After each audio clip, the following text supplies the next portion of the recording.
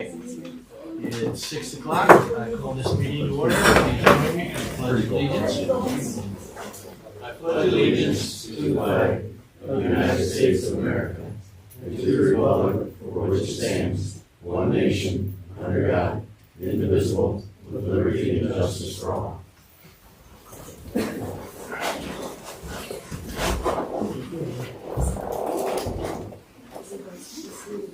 All right, first up is approval of the agenda. I'll move for approval of the agenda for October 22, 2024. Second. Okay, moved and seconded. Any discussion? All those in favor say yes. Yes. Opposed say no. We have an agenda. Next is the consent agenda. I'll move for approval of the consent agenda for October 22, 2024. I'll second that. And moved in second. Is there any discussion? I have a few questions. Two questions on accounts payable. One is page 1 of 5, first thing on there, 302 Warner LLC. What is that? You said page. Page 1 of 5, right at the top. Pardon?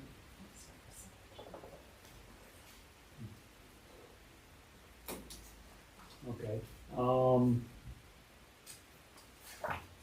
That was senior transportation shawl to the Playhouse, and I don't know if we were reimbursed on that. Do you have a? At 1302 Warner LLC, that is the, drawing a blank, it's the new adult foster care down on Warner Street. The one that sits back. Yeah, TJ. Oh, one you can't see from, I Yeah. don't know when they were there last fall. And I know they transported their residents up to the Playhouse for a couple of events. Okay.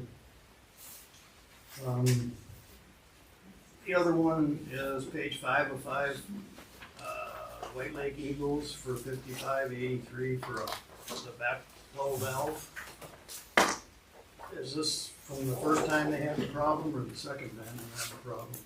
It's from the second time. If this was done the first time, they wouldn't have had a second time. Well, I thought you told us at the last meeting that we told them after the first time that they needed this and that if it happened again, that it was on their dime, not on the city's dime. Yeah, basically they, and we've had more than one conversation with a few of their board members. For whatever reason, it was never installed after the first time, floor plugs or the backflow preventers. This time around, we just, to clarify and make as good as possible, we just told Scheid to get them installed. You know, just kind of cut out the egos, told them they would be installed and we would reimburse Scheid for those costs, or pay for those costs. They did have, I believe, over $150,000 in damage, which our insurance company has denied. So this was kind of our goodwill gesture towards the Eagles. Okay. But, maybe I don't understand the purpose. Is that right at the building? I'm not sure exactly where it's at, but they actually have 2 sewer lines that come out of that building. So the backflow preventers basically open as the sewage flows through and closes behind. They also have a number of floor drains where sewage can back up, and they've got some plugs that they can put in. They're basically is just a little, you pop them in, they're rubber, and you twist them and they expand to plug them. So if there's another backup, the backflow preventers will prevent the sewage from going into the building, providing they're still operating correctly. I guess I don't understand why we're paying for that. Basically, we've done that on a number of locations. They are basically the first building and the first location that would get any type of sewage backup whenever our lift station down on Lake Street fails. And this has happened twice in the last 2 years. So it's just a little bit of a preventative measure. Seems to me that I had to pay for that in my building. I don't know if you paid for it in your building or if it was included in the construction cost. But we don't do this. Either way, it was my expense. Yeah, we don't do this as a routine, we do this where we do run into problems.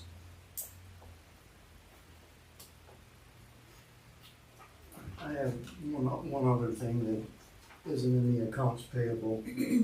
At the end of the BLT minutes, I noticed that Councilman Zemer had asked about changing the meeting times to in the evening. And I would just like to say that I'm along with him, and I would rather see it be then than at noon, because I can't make them at noon.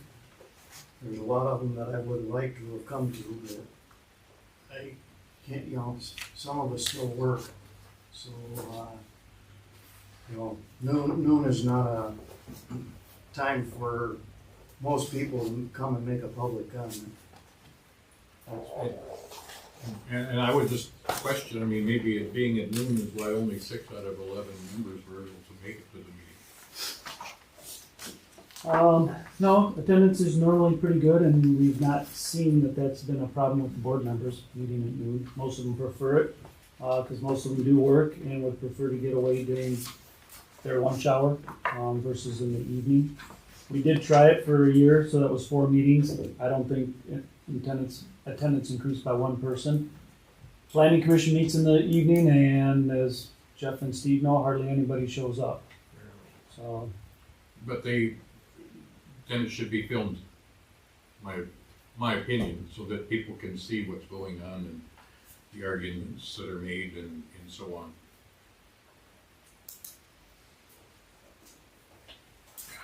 People should have, it's a lot of money, it's a lot of responsibility, important decisions are made, and I just think that for transparency, people should be able to see it. well, I don't think there's any transparency issues. I will pass those comments on to the board.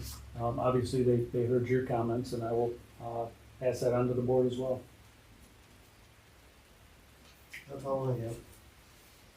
I have a question about the, I guess it's page 1 of 5, the Christmas creations. Is that a new thing, or has that been? That is the council's #1 goal, was to increase Christmas decorations, so DPW is spending a lot of money. I think it's, off the top of my head, $17,000. We had budgeted $30,000. Believe it or not, it's tough to spend a lot of money on some things. So DPW is doing a ton with the $17,000. We're gonna run it further down Colby Street and down Mears as best as possible. There's not a lot of power sources as you go further south on Mears and down Colby, but we're gonna do a lot of garland wrapping and as much as we can. So the Christmas creations, that's not a company that does it? Or, No, okay. it's we're buying the products. Ah, okay. And Nice. Brian was in contact with me last week about it, and, cause I'm the one that put it in, so I gave him some of the companies that I had found that had different things and ran some ideas by them, so we'll see how it, he actually sent me a text and said, I'll send you the stuff tomorrow so you can see what we're doing. Nice. Wonderful. And I also talked about extending the North Mears, being that's the, sledding hill and all that. He said, yeah, they can put stuff on those light poles too, they got power sources, so. I didn't look nice when Nice, it's yeah, done, so. that's great. Mhm. Thank you. Anyone else? Yeah. National Oceanic and Atmospheric Administration, this note here from Scott. I don't know when we're gonna have a chance to vote or approve this $12,000 that we're gonna help with on that, correct? Correct. But I think this is just unbelievable, awesome idea. Obviously, there's gonna be a lot more money than that spent by the Ducks Unlimited and Great Lakes Fisheries and Muskegon Conservation District, but that area could be just way better. You know, all we've basically done is let it fill up with water, but that could be made into an awesome wetland there. And with those people involved in it, I think that's gonna really turn into a really nice thing. But anyway, I just wanted to voice my approval of that idea, since that's since that's now city property, and we get these big Ducks Unlimited and like that involved, and they're gonna do it right, it's gonna be a really worthwhile project. Yeah, the details on the grant, it's a $170,000 project, and it does require a 10% match, which is 17,000. Ducks Unlimited is putting in 5, and the Conservation District asked if we had any resources, and I felt comfortable doing the 12, subject to council approval. If we get the grant document will come back to the council. At that point, you would officially be voting on the 12. But at least for the grant application, it says we're committing towards it, but council still has the right. And this was like one of those, hey, the grant's due Friday, can we get a letter of support? And I said, sure. So if we spend $12,000 and get $158,000 in funding, that's a pretty good deal. I just wanted to bring it up because it's such a beautiful place, and there's so much potential there. It's just, and I thought that people should know more about it rather than just having a piece of paper thrown in here and nobody says anything about it. That's going to be an awesome improvement to the wetland out there. So, Will DU be the engineers on the project? I think it'll probably be primarily Conservation District as far as doing it, but they're going to work hand in hand with Ducks Unlimited.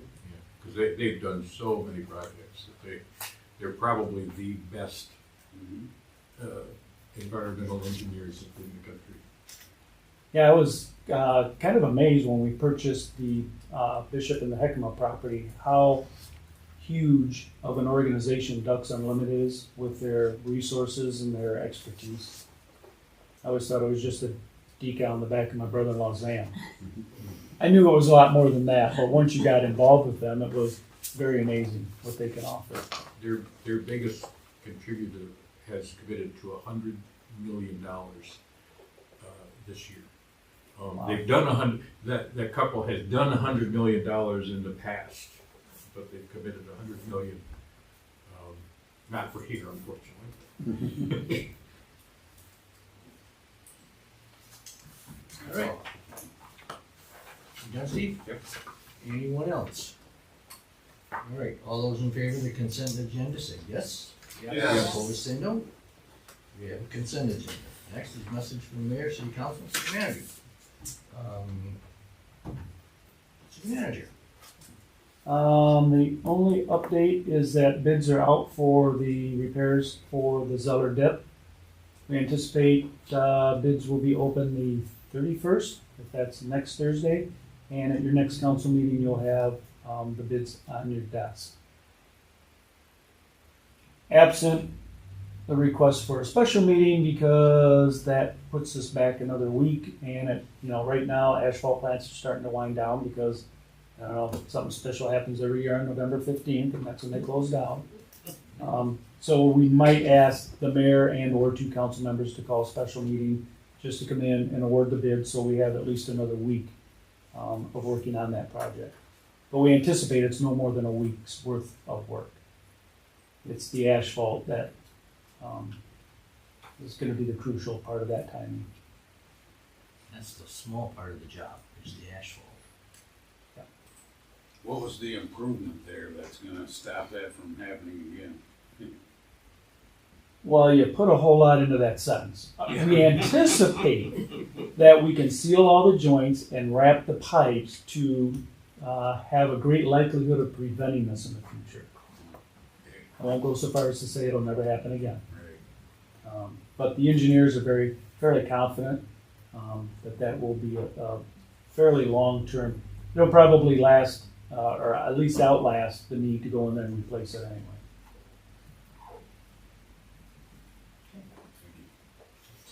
Can you?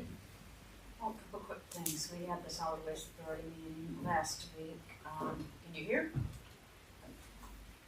Can never hear you. I'm trying. I just heard everybody. Everybody's in volume, so we're way down low. Keep trying. Okay, well, I'm I'm supposed to talk to council, and I know you want to hear as well. but it's, Bring your speaker up here. pardon? Bring your speaker closer. We can hear you quite well up here. It's the Okay, people out there that okay. are trying to. I'll try a little harder. I don't like to yell at people, I think, unless they need it, Talk close to your microphone when you get. Okay, is that better? There you go. Way over. Yeah, Okay, it's good. so I'll go back. The solid waste authority meeting was last week. And I just wanted to point out that it's interesting that the city of Whitehall was always the largest user. So of the two cities and the 4 townships were always the largest users of the transfer station.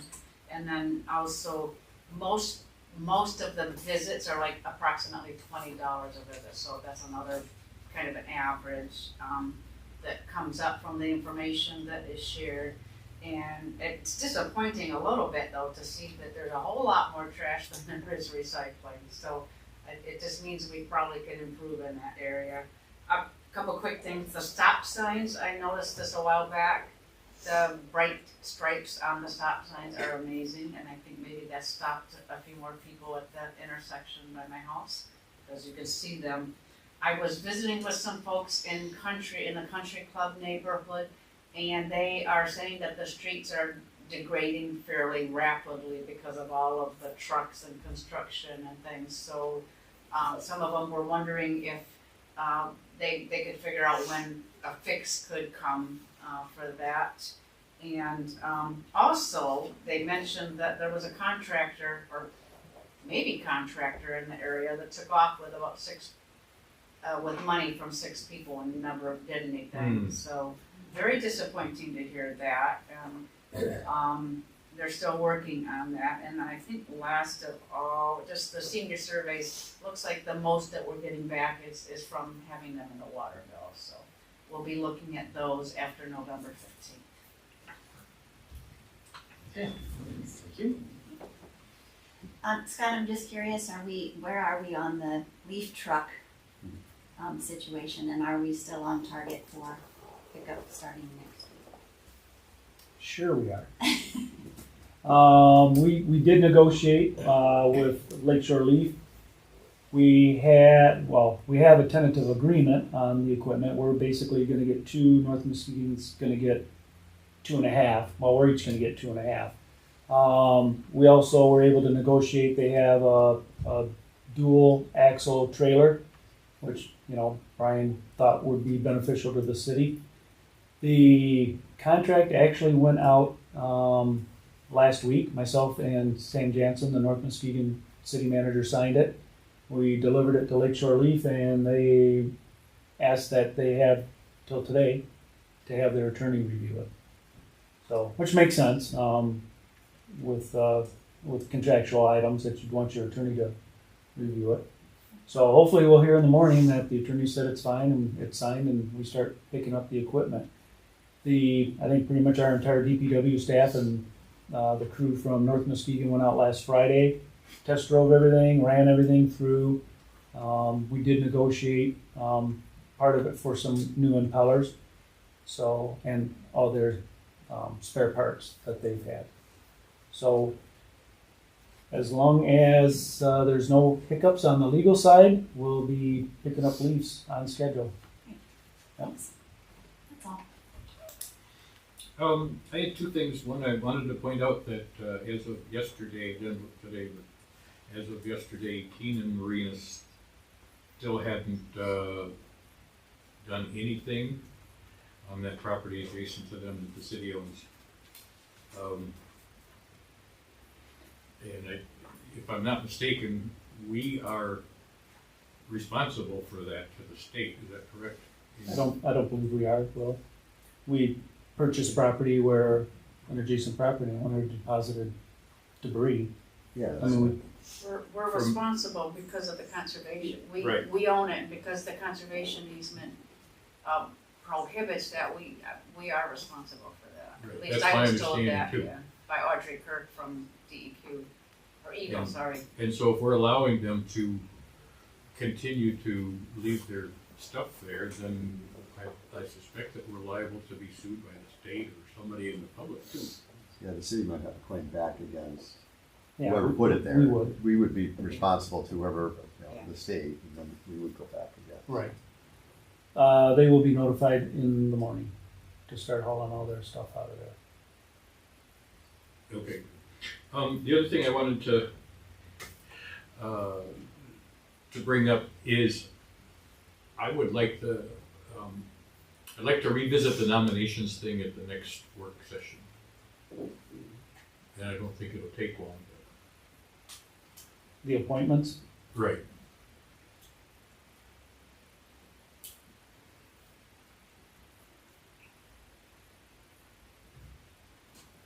yes, sorry, I was just writing it down.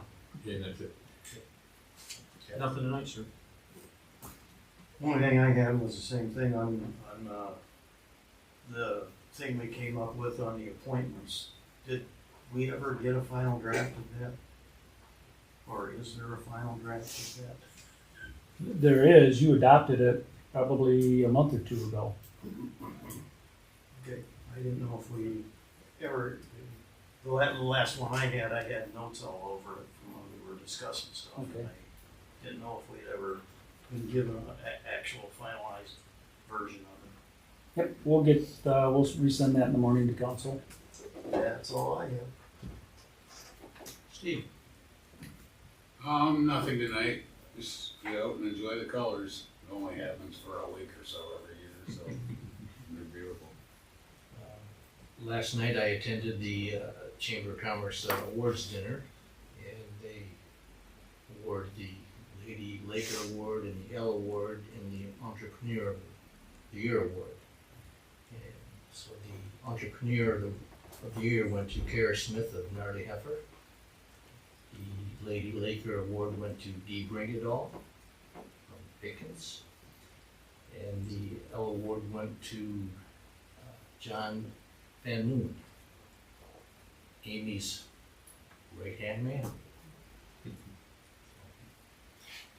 With that, we will move on to public comment. Is there anyone that would like to make a public comment? I'd like to make an inquiry.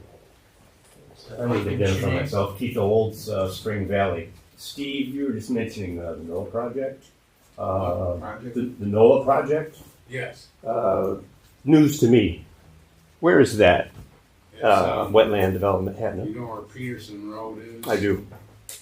It dead ends into this project. Okay, which thank is you. The flats.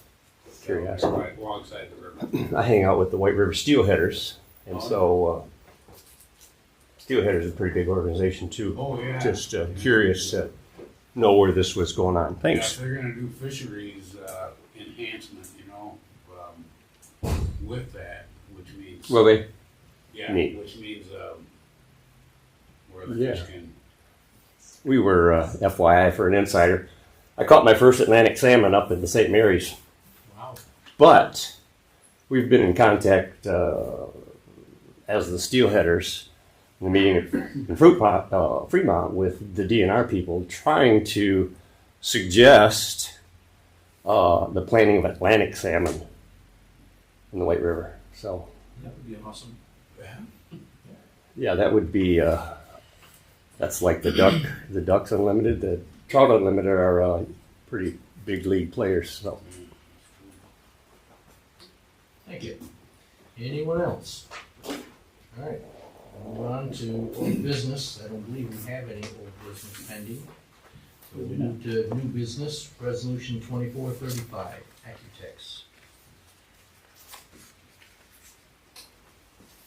I'll move resolution to, 24-35, architects, industrial facilities tax exemption. Second. Been moved in second. Is there any discussion? Yeah, one question. In here it says it will create 32 jobs and retain 323. Is there any kind of guarantee we can get with that? Even we're to give this if they drop below? You have, I believe, the letter of agreement is attached, which does allow the council to consider a revocation if they fall below 50 employees, or the taxable value drops below $1 million. This is pretty much a standard agreement that we have with all of the tax abatements, IFTs.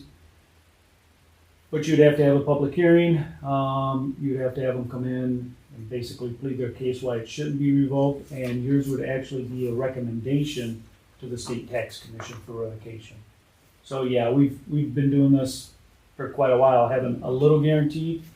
Kind of comes about, Ford Motor Company had gotten millions and millions of tax abatements for their assembly facility in Ypsilanti, and closed the doors shortly thereafter and still saved a lot of money.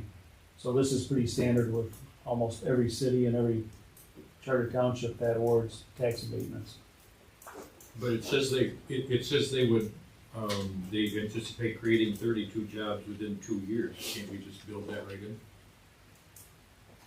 Or say if they get closer, 30 or 28 or something like that. But Yeah, we've never been that specific, that they have to do what they say in here. I don't think we've ever had a problem where anybody has failed to do that. I think Howmet with their Plant 10 expansion took a little bit longer, but I don't think that the council really pushed the issue. You can change it and be very specific. That's up to the council. And then again, I mean, this also just for everybody that's here, this is new taxes as well. So I mean, it's not. We're still getting right 50 according to what I'm seeing here estimated. Yes. Total taxes. Total tax. can you explain what tax would, 12 years is a long time for the abatement, and I don't know exactly how that works. I guess, is it no taxes for 12 years on that? No. That's why I'm asking, I guess, is what. For the next 12 years, actually beginning December of 2020, well, depends on when the project's completed. It would be 50% of the taxable value for the 12 years. So they will be paying additional taxes for the 12 years. And the 13th year, that cap goes off and they pay 100% of their taxable value, on their taxable value. Is there a difference between exemption and an abatement? Well, abatement's the common term. Right. It's technically a industrial facility exemption certificate. I thought we were typically doing a 10-year. I'm The commercial. not in favor of doing a 12-year. I mean, they didn't even, it's not like they even factored it into their planning, I guess, because they're halfway done already before they asked, right? I'm not sure at what level they're at, but the 10 years are typical for the commercial rehab. That's the maximum allowable, such as Harwood Flats, Dairy Tree got one, and the Fetch Building got one. Those are 10 years maximum. To me, 12 years is too long. Yeah, I'm not in favor of 12 years, but I'm not in favor of any abatements, period, so. How long is Howmet's? They've all been 12s. And they still pay their full 100% on the rest of the building, is that right? This is Yes. only on Yep. the new construction that gets the 50%. Correct. Any further discussion? Roll call, please.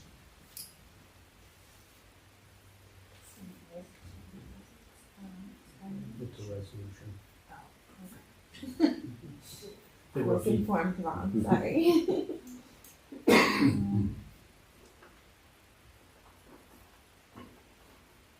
Sakina, Yes. Holmstrom, Yes. Brown, No, Zemer, No. Hildebrand, Yes. Kabala, Yes. Salter. Yes. Resolution 2435 is approved. Next up is public comment. This is where any students step up to the microphone and give us their name and their teacher, if They want their papers signed.